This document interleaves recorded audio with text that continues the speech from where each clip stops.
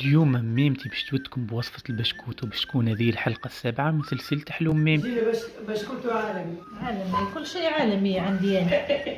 كل شيء ليكس بالليكس. قال ببوشة شو الفيتامينات خارجة، شو وحدها؟ هذا هو اللوز يا بابا. قولوا لنا انتم منين تعملوا البشكوت بنفس وصفتنا ولا؟ او حطينا 200 جرام لوز، 200 جرام كاكاوية وهرسناهم في المهراس، زدنا الفارينة ومعاهم زوز شكاير خميرة. قلت لكم ميمتي رد بالكم من الفارينة، فيها انواع خايبة ما تمشيش مع الحلو. حطينا 10 عظمات معاهم زوز شكاير سكر فانيليا وزوز كيسان سكر يتمثلوا في رطل. خلطنا كل شيء مع بعضه وزدنا شطر كاس عطرشية ومعاهم زوز كيسان زيت زيتونة. نكملوا نركضوا الخليط متاعنا. تو ميمتي زدت 200 جرام جرجلان مقلي وحطت خليط اللوز والكاكاوية اللي هرسناه بكري. تو نخلطوا كل شيء مع بعضه ونزيدوا خليط العظام تاع بكري. كما تراو ميمتي بدات تعجن فيه بيدها بشويه بشويه لين تحصلنا على خليط بالقوام هذايا. عبرناه كعبر صغار وحطيناهم في الماكينه، سيبتنا تدور وميمتي تقبل وتحط في الطبق. بالحق شوفوا